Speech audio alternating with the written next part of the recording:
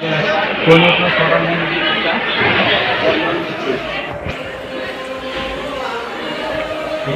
అయింది ఎవరు పట్టించుకోవట్లేదు దీన్ని గుహ ఇది ఇంతే మొక్కుకి ఏం కాలు రావట్లేదు 7 కొడుకులు లాగెదురుతున్నారు చూడండి. మీరు రావాలనుకుంటే సంగమేశ్వర దీపులకు వచ్చిన 30 కిలోమీటర్లు ఉంటుంది.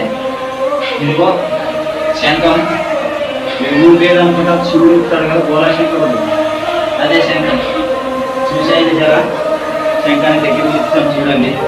శివుడు శంఖం కానొస్తుంది కదా ఊరికి చూసేయండి. గోపాలరెడ్డి దగ్గరికి వచ్చి తీరా